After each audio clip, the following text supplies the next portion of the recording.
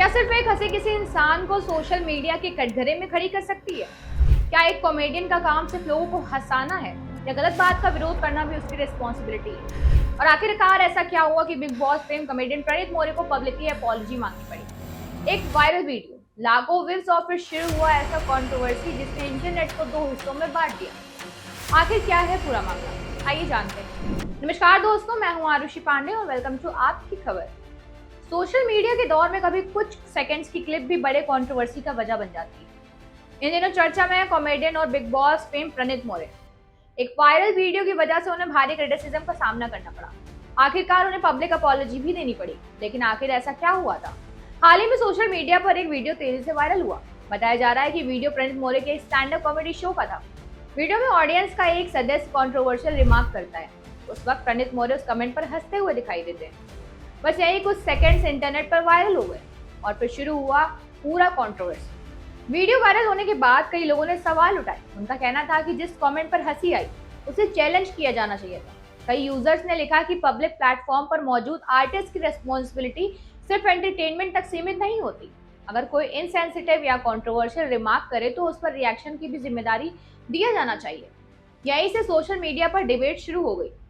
एक तरफ वे लोग थे जो प्रणीत मौर्य की आलोचना कर रहे थे, दूसरी तरफ कुछ लोग ऐसे भी थे जो कह रहे थे कि सिर्फ मोमेंट की नेचुरल रिएक्शन थी और इसे जरूरत से ज्यादा बड़ा इशू बनाया जा रहा है। कुछ लोगों ने कहा ओवर रिएक्शन बताया, तो कुछ लोगों ने कहा अपॉलॉजी बिल्कुल जरूरी थी। कंट्रोवर्सी बढ़ने के बाद प्रणीत मौर्य ने पब्लिक स्टेटमेंट जारी किया। उन्होंने माना कि उस समय उन्हें अलग तरीके से रिएक्ट करना चाहिए था। उन्होंने कहा कि उन्हें उस ऑडियंस मेंबर के रिमार्क को चैलेंज करना चाहिए था, लेकिन उन्होंने ऐसा नहीं किया। प्रणीत ने इसे अपनी लैप्स इन जजमेंट यानी जजमेंट में हुई गलती बताया। साथ ही उन्होंने उन सभी लोगों से माफी भी मांगी जो इस इंसिडेंट से हर्ट हुए। अपॉलॉजी देने के साथ साथ प्रणीत मौर्य ने एक और बड़ा कदम उठाया। उन्होंने कंट्रोवर्शियल क्लिप को एक सभी प्लेटफॉर्म से रिमूव कर दिया। उन्होंने कहा कि फ्यूचर में वह ज्यादा माइंडफुल रिस्पॉन्सिबल रहेंगे। साथ ही उन्होंने ये भी कहा कि वह इस इंसिडेंट से ये लेकर आगे बढ़ना चाहते हैं। अब यहाँ सबसे बड़ा सवाल खड़ा होता है, क्या कॉमेडी की भी कोई लिमिट होनी चाहिए? क्या स्टेज पर कही गई कई बातें को जोक मान लेना चाहिए या फिर आर्टिस्ट की कुछ सोशल रिस्पॉन्सिबिलिटी भी होती है? यही सवाल पूरे कंट्रोवर्सी के सेंटर में है।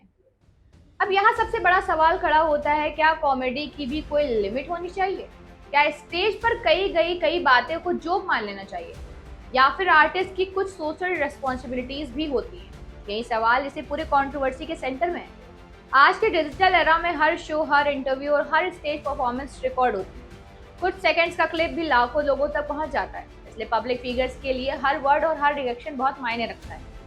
प्रणीत मौर्य का मामला ऐसी बदलती डिजिटल वर्ल्ड का एक बड़ा एग्जाम्पल बना। कभी कभी जिंदगी में सबसे बड़ा कंट्रोवर्सीज उन वर्ड से नहीं होते जो हम बोलते हैं, बल्कि उन रिएक्शन से होते हैं जो हम देते हैं।